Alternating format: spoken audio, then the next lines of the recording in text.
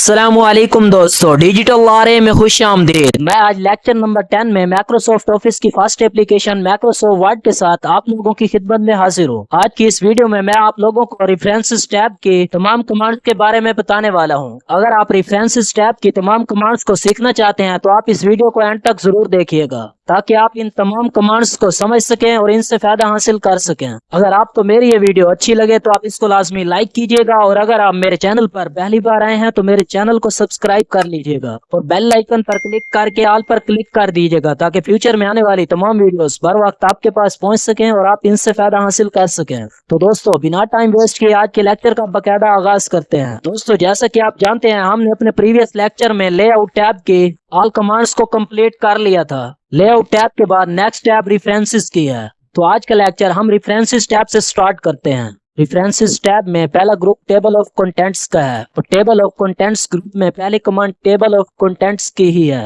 अब आपके दिमाग में सवाल आ रहा होगा कि टेबल ऑफ कंटेंट क्या चीज है और हमें इसकी जरूरत क्यों पड़ती है।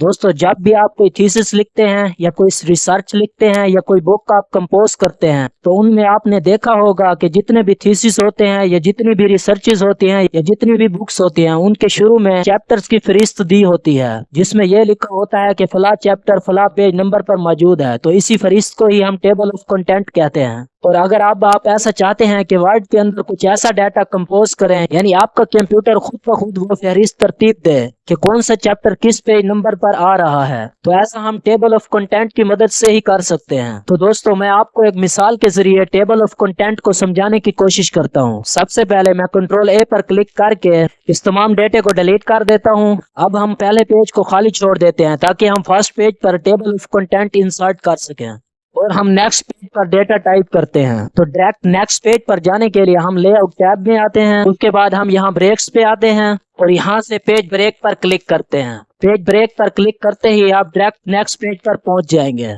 इसके अलावा आप इंटर बटन प्रेस करके step by step second page पर जा सकते हैं और इसके अलावा आप कंट्रोल प्लस इंटर पर क्लिक करके भी डायरेक्ट सेकंड पेज पर जा सकते हैं क्योंकि control plus enter page break की शॉर्टकट की है। तो दोस्तों, जैसा कि आप जानते हैं कि हम सेकंड पेज पर आ चुके हैं। अब हम यहाँ पर कोई हेडिंग टाइप करते हैं। जैसा कि फर्ज करें हम यहाँ पर कोई कोर्स करवा रहे हैं और इस कोर्स का नाम है ऑफिस मैनेजमेंट और हम इसके अंदर सब हेडिंग्स टाइप कर लेते हैं। अब मैंने इंटर प्रेस किया, फिर मैंने यहाँ पर टाइप किया वर्ड, फिर मैंने इंटर प्रेस किया, फिर मैंने टाइप किया एक्सेल, फिर मैंने इंटर प्रेस किया, फिर मैंने टाइप किया पावर पॉइंट, फिर मैंने इंटर प्रेस किया, फिर मैंने टाइप किया एक्सेस, फिर मैंने इंटर प्रेस किया, फिर मैंने टाइप किया आउटलुक, फिर मैंने इंटर प्रेस किया, फिर मैंने टाइप किया पब्लिशर, फिर मैंने इंटर प्रेस किया, फिर मैंने टाइप किया इन पेज। ये हमारे पास एक चैप्टर है ऑफिस मैनेजमेंट का। हम यहाँ से इसको सिलेक्ट कर लेते हैं। उसके बाद हम यहाँ होम टैब पे आके यहाँ से इस पर हेडिंग 1 अप्लाई कर देते हैं। दोस्तों, एक बात आपने हमेशा याद रखनी है, आप जितने भी चैप्टर्स बनाएंगे आपने हमेशा उन पर हेडिंग 1 अप्लाई करनी है। अगर आप सब हेडिंग्स पर हेडिंग अप्लाई करना चाहते हैं तो उसके लिए आप हेडिंग 2 अप्लाई करेंगे। तो फिलहाल हमारे पास 1 ही हेडिंग है तो हम इस पर हेडिंग 1 ही अप्लाई करते हैं। अब दूसरा चैप्टर बनाने के लिए आपने लास्ट सब हेडिंग के आखिर में क्लिक करना है। उसके बाद आपने लेआउट टैब पे आना है। उसके बाद आपने ब्रेक्स पे आना है और यहाँ से आपने पेज ब्रेक्स पर क्लिक करना है। पेज ब्रेक्स पर क्लिक करते ही आप डायरेक्ट नेक्स्ट पेज पर पहुंच जाएंगे। अब हम पेज नंबर 3 पर आ चुके हैं क्योंकि पहला पेज हमने टेबल ऑफ कंटेंट के लिए खाली छोड़ा हुआ है, जबकि दूसरे पेज पे हमने ऑफिस मैनेजमेंट का चैप्टर बनाया है और अब हम थर्ड पेज पर आ चुके हैं। अब हम यहाँ पर दूसरा चैप्टर ऐड करके उस पर हेडिंग अप्लाई करते हैं। यहाँ पर हम अकाउंटिंग का कोर्स टाइप कर लेते हैं। अब मैंने यहाँ पर टाइप किया अकाउंटिंग, जिसमें हम पढ़ेंगे क्विक बुक। फिर मैंने इंटर प्रेस किया, फिर मैंने टाइप किया PHP, फिर मैंने इंटर प्रेस किया, फिर मैंने टाइप किया टैली, फिर मैंने इंटर प्रेस किया, फिर मैंने टाइप किया एडवांस एक्सेल। उसके बाद आपने हेडिंग यानी अकाउंटिंग को सिलेक्ट कर लेना है और इस पर हेडिंग अप्लाई करने के लिए आपने यहाँ होम टैब पे आना है और यहाँ से आपने इस पर भी हेडिंग 1 अप्लाई कर देनी है। अब तीसरा चैप्टर बनाने के लिए आपने लास्ट सब हेडिंग के आगे क्लिक करना है। उसके बाद आपने यहाँ लेआउट टैब पे आना है, यहाँ से आपने ब्रेक्स पे आना है और यहाँ से आपने पेज ब्रेक्स पर क्लिक कर देना है। पेज ब्रेक्स पर क्लिक करते ही आप डायरेक्ट नेक्स्ट पेज पर पहुंच जाएंगे। अब हम 4th पेज पर आ चुके हैं। अब हम यहाँ पर तीसरा चैप्टर ऐड करके उस पर हेडिंग अप्लाई करते हैं। यहाँ पर हम ग्राफिक्स का कोर्स टाइप कर लेते हैं। जैसा कि मैंने टाइप किया ग्राफिक्स, फिर मैंने इंटर प्रेस किया। ग्राफिक्स में हम पढ़ेंगे कोरल, फिर मैंने इंटर प्रेस किया। फिर मैंने टाइप किया कोरल पेंट, फिर मैंने इंटर प्रेस किया। फिर मैंने टाइप किया कोरल ट्रेस, फिर मैंने इंटर प्रेस किया। फिर मैंने टाइप किया फोटोशॉप, फिर मैंने इंटर प्रेस किया। फिर मैंने टाइप किया वीडियो एडिटिंग। अब हम यहाँ से हेडिंग्स यानी ग्राफिक्स को सिलेक्ट करते हैं। ग्राफिक्स को सिलेक्ट करने के बाद हम यहाँ होम टैब पे आके यहाँ से इस पर भी हेडिंग 1 अप्लाई कर देते हैं। तो इस तरह से आपने देखा हमने 3 चैप्टर्स बना लिए हैं। अब हम इनकी टेबल ऑफ कंटेंट क्रिएट करते हैं। टेबल ऑफ कंटेंट क्रिएट करने से पहले आपने स्क्रॉल करके पेज नंबर 1 पे आ जाना है। उसके बाद आपने पेज नंबर 1 पर क्लिक करना है। पेज नंबर 1 पर क्लिक करने के बाद आपने रेफरेंसेस पे आना है और यहाँ से आपने टेबल ऑफ कंटेंट पर क्लिक करना है और यहाँ से आपने कंटेंट्स पर क्लिक कर देना है। कंटेंट्स पर क्लिक करते ही आपका कंप्यूटर ऑटोमेटिकली आपको चैप्टर्स की टेबल ऑफ कंटेंट क्रिएट करके दे देगा।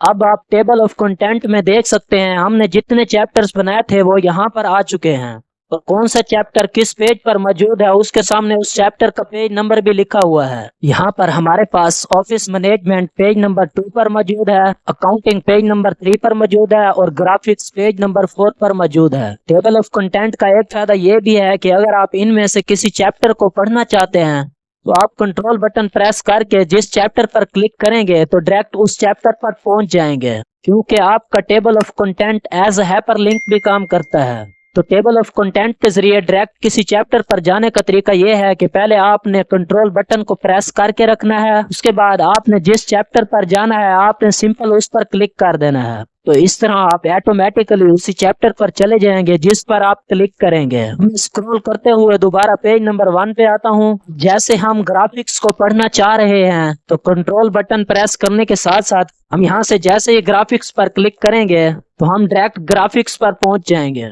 तो इस तरह आप टेबल ऑफ कंटेंट की मदद से किसी भी चैप्टर पर आसानी से जा सकते हैं। फर्ज करें अगर यहाँ पर हमारे पास 10 या 15 चैप्टर्स हों और उनकी टेबल ऑफ कंटेंट हमने ना बनाई हो और हमने चैप्टर नंबर 15 को रीड करना हो। चैप्टर नंबर 15 पर जाने के लिए हमारे पास स्क्रॉलिंग के अलावा और कोई ऑप्शन नहीं होगा। तो इस तरह स्क्रॉलिंग करने से हमारा बहुत ज्यादा टाइम भी वेस्ट हो जाएगा। तो बेहतर है कि जब भी आप कोई नोट्स बनाएं या कोई बुक्स कंपोज करें या कोई थीसिस लिखें तो उसकी टेबल ऑफ कंटेंट बना लिया करें, ताकि बाद में आपको किसी भी चैप्टर को ढूंढने में आसानी हो और आप जिस चैप्टर को पढ़ना चाहें टेबल ऑफ कंटेंट की मदद से डायरेक्ट उस चैप्टर पर आसानी से जा सकें।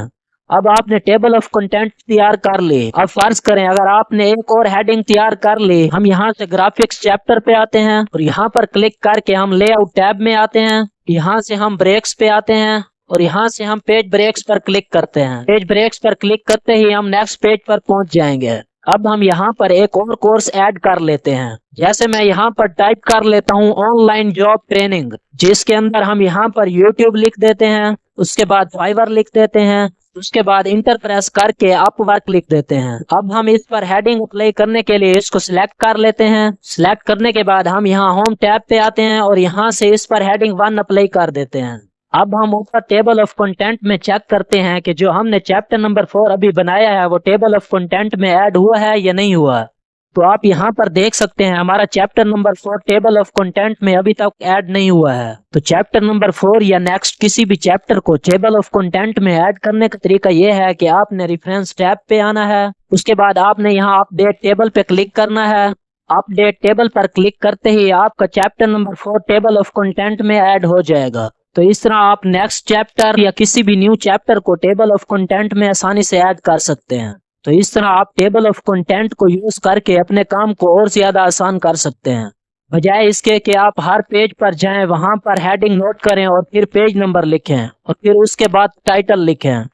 तो इस तरह से आपको बहुत ज्यादा टाइम वेस्ट हो जाएगा। तो यही काम आप चंद एक क्लिक की मदद से भी कर सकते हैं, वो भी सिर्फ और सिर्फ टेबल ऑफ कंटेंट की मदद से। ओके, रेफरेंसेस टैब की रिमेनिंग कमांड्स इंशाल्लाह हम एडवांस लेक्चर में पढ़ेंगे। उम्मीद करता हूँ आपको टेबल ऑफ कंटेंट्स कमांड बिल्कुल क्लियर हो गई होगी। अगर आपका टेबल ऑफ कंटेंट से रिलेटेड कोई भी क्वेश्चन है तो आप नीचे कमेंट बॉक्स में पूछ सकते हैं। तो दोस्तों आज के इस लेक्चर में इतना ही। अगर सांसों ने साथ दिया, जान बाकी रही, तो इंशाल्लाह हम लेक्चर नंबर 11 में मेलिंग स्टेप को स्टार्ट करेंगे। लेकिन आप अपनी इस दुनिया की तैयारी के साथ साथ कामयाबी और मेहनत के साथ साथ अपनी आखिरत की भी तैयारी करते रहें और अपनी नमाजों को उनके वक्त पर पाबंदी के साथ अदा करते रहें। अगर आपको इस वीडियो से कुछ सीखने को मिला है तो आप इस वीडियो को लाजमी लाइक कीजिएगा और मेरे चैनल को सब्सक्राइब कर लीजिएगा। मिलता हूँ अपनी नेक्स्ट वीडियो के साथ। आप अपना बहुत ज्यादा ख्याल रखिएगा और मुझे दुआओं में याद रखिएगा। तब तक के लिए अल्लाह हाफिज। पाकिस्तान जिंदाबाद, पाकिस्तान पाइंदाबाद।